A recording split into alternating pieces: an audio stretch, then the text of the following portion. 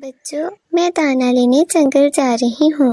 आप दोनों के लिए खाना बनाकर मैंने रख दिया है। आप वो खा लेना और घर में ही रहना। ठीक है मामा। ऐसे मामा चिड़िया दाना लेने खुशी खुशी जंगल चली जाती है, जबकि उसको ये नहीं मालूम था कि दोनों लालची कौवे उनको एक ऊंचे दरख्त पर बैठे देख रहे थे। कुकू, चलो खेलते हैं। ऐसे कुकू और गुड़िया आराम से अपने घर के अंदर खेलने लगते हैं। गुड़ी, वो देखो, इस चिड़िया ने तो इतना सारा खाना जमा कर रखा है। चलो चलकर थोड़ा सा दाना चुरा लेते हैं, लेकिन इसके लिए हमें जल्दी करनी होगी, इससे पहले कि वो छोटी चिड़िया वापस आ जाए। वो दोनों जल्दी से चिड़िया के घर आ जाते हैं और खाना चुराने लगते हैं। गोरी आंटी, प्लीज, ये खाना हमारी मामा ने बहुत मेहनत से इकट्ठा किया है। चुप कर जाओ छोटे बच्चे, ज्यादा चूं चूं की तो तुम्हें भी अपने साथ ले जाऊंगी। ऐसे गोरी और कालू दोनों बच्चों को डराकर घर से भगा देते हैं। गुड़िया और कुकू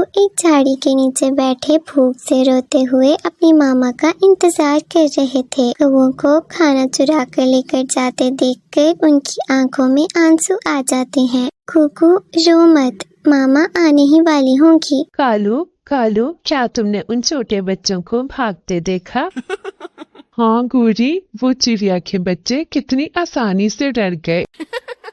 इस तरह रोज हम उस चिड़िया के घर से खाना चुरा लिया करेंगे। चिड़िया जब वापस आती है तो उसकी नजर बाहर अपने बच्चों पर पड़ती है, जो बाहर एक दरख्त के पीछे छुपे रो रहे थे। क्या हुआ मेरे बच्चों, यहाँ क्यों छुपे हुए हो आप दोनों? मामा, कालू अंकल और गोरी आंटी, वो दोनों हमारे घर आ गए थे। उन्होंने हमें डराकर घर से भगा दिया और हमारा सारा खाना भी चुरा कर ले गए। मामा चिड़िया भी ये सुनकर परेशान हो जाती है। कोई बात नहीं बच्चों, आप परेशान मत हो, हम और खाना ढूंढ लेंगे।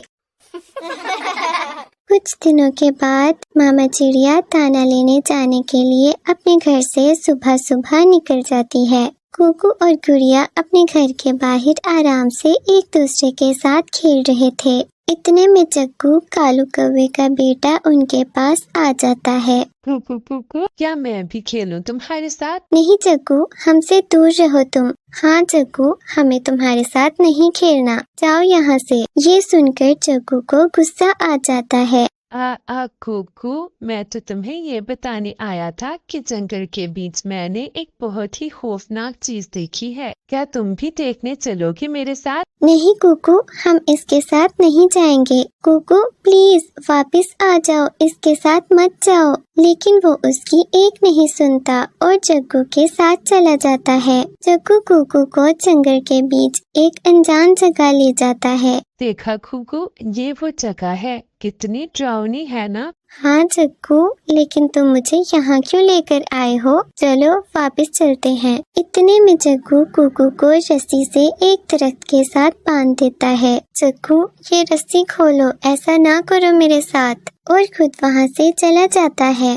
जग्गू गुड़िया के पास आता है। कुकू को मैंने जंगल के बीच बंद कर दिया है। अगर तुम अपने भाई को जिंदा देखना चाहती हो तो मुझे ढेर सारा मजेदार खाना ला कर दो। जग्गू ऐसे ना करो, हम तुम्हें खाना ला देंगे, लेकिन मेरे भाई को छोड़ दो। लेकिन जग्गू हंसता रहता है और वहाँ से चला जाता है। गुड़िया अपनी मामा का इंतजार करने लगती है। इतने में शाम हो जाती है और मामा चिड़िया घर वापस आ जाती है। क्या हुआ गुड़िया बेटा? गुड़िया अपनी मामा को सारी बात बताती है। सारी बात सुनकर मामा चिड़िया बहुत परेशान हो जाती है। गुड़िया बेटा, आप रोए मत, हम कुकू को ढूंढ लेंगे। इतने में रात हो जाती है। वो दोनों कबूतर के पास जाते हैं। कबूतर भैया, क्या आपको जंगल के दरमियानी हिस्से का पता मालूम है? नहीं चिड़िया, मैं तो कभी नहीं गया वहाँ। आप मिट्ठू से जाकर पूछें, उसे जंगल के सब रास्तों का पता है। हो सकता है वो आपकी कोई मदद कर सके। मिट्ठू भैया, क्या आपको जंगल के दरमियानी हिस्से का पता मालूम है? क्या हुआ चिड़िया, इतनी रात को आपको क्या जरूरत पड़ गई पता मालूम करने की? मिट्ठू भैया, मेरा कुकू मुसीबत में है। जग्गू ने उसे वहाँ कैद किया हुआ है। सुनकर बहुत दुख हुआ। मुझे जितना मालूम है वो मैं आपको बता देता हूँ। फिर मिट्ठू तोता चिड़िया को रास्ता बताने लगता है। मामा चिड़िया और गुड़िया कुकू को ढूंढने मिट्ठू तोते के बताए हुए रास्ते पर निकल पड़ते हैं। सुबह हो जाती है। इतनी सुबह सुबह कहाँ जा रहे हो आप दोनों? मधु, मेरा बेटा मुसीबत में है। क्या आपको जंगल के दरमियानी इलाके का मालूम है? हाँ चिड़िया। फिर मधु चिड़िया को सारा रास्ता बताती है। बहुत शुक्रिया मधु आपका। फिर वो दोनों मधु के बताए हुए रास्ते से जाते हैं। वो दोनों जंगल के बीच पहुंच जाते हैं। कुकू बेटा, क्या आप मुझे सुन रहे हो? भाई, आप किधर हैं? मैं यहाँ हूँ। मामा चिड़िया जल्दी से रस्सी खोलती है। मैं आ गई हूँ आपके पास। अब से मैं आप दोनों को अकेले छोड़कर कहीं नहीं जाऊंगी। और अपने बेटे को घर वापस ले आती है। कुछ दिनों के बाद ऐसे ही एक दिन अचानक आसमान पर बादल छाने लगे और तेज हवा चलने लगी। वो अपने सब दोस्तों को तूफान के आने की खबर देने लगी। दोस्तों, जल्दी से कोई मजबूत जगह ढूंढ लें। तूफान आने ही वाला है। कहीं ये ना हो कि किसी का कोई नुकसान हो जाए। ठीक है चिड़िया, हम अभी कोई इंतजाम करते हैं। सबके मामा चिड़िया ने अपनी समझदारी से बरसात का मौसम शुरू होने से पहले ही लकड़ी का पक्का घर बना लिया था और पहले से ही कुछ खाना भी जमा कर रखा था। जैसे जैसे तूफान नजदीक आता गया, मामा चिड़िया अपने बच्चों को लेकर उस मजबूत लकड़ी के घर में चली जाती है। वो खिड़की से अपने बहुत से दोस्तों को महफूज जगहों पर पनाह लेते देख रही थी। तभी उसने देखा कि कालू कौवा कोरी और जग्गू के साथ एक ऊंचे दरख्त पर आराम से बैठा हुआ था।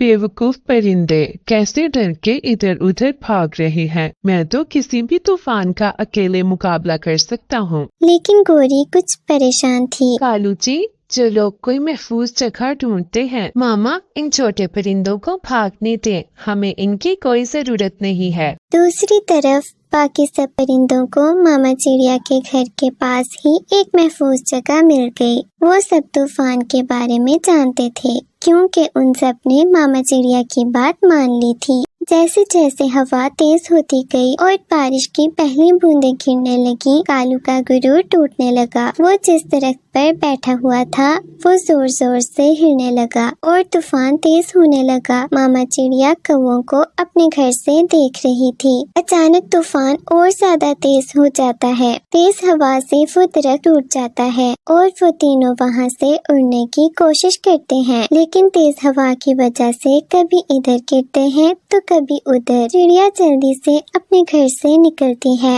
आप लोग मेरे साथ मेरे घर आ जाएं। यहाँ इस तरफ। वो तीनों कौवे जैसे तैसे करके चिड़िया के साथ उसके घर आ जाते हैं। वो तीनों पूरी तरह भीग चुके थे और अपने किए पर बहुत शर्मिंदा थे। चिड़िया, तुमने हमारी मदद क्यों की? हम तो हमेशा से ही तुम्हारे और तुम्हारे बच्चों के साथ बुरा करते आए हैं। जग्गू भी नजरें चुराकर इधर उधर देखने लगता है। कालू भैया, आपने सच कहा, लेकिन हर कोई जरूरत के वक्त मदद चाहता है। हम सब गलतियां करते हैं, लेकिन हम आइंदा खुद को बेहतर करने की कोशिश कर सकते हैं। तूफान रात भर चलता है, लेकिन वो सब खाना खाकर आराम से गहरी नींद सो जाते हैं। अगले दिन जब तूफान रुक जाता है तो मामा चिड़िया और बाकी सब परिंदे अपने अपने घरों से बाहर आते हैं। जंगल में हर तरफ टूटी हुई शाखें थीं, लेकिन सभी परिंदे महफूज थे। चिड़िया, तुम्हारा बहुत बहुत शुक्रिया। तुम्हारी वजह से हम तूफान से बच गए। हाँ चिड़िया, अगर तुम हमें टाइम पर न बताती तो न जाने क्या होता। तूफान तो रात काफी ज्यादा तेज था। हाँ चिड़िया, तुम्हारा बहुत बहुत शुक्रिया।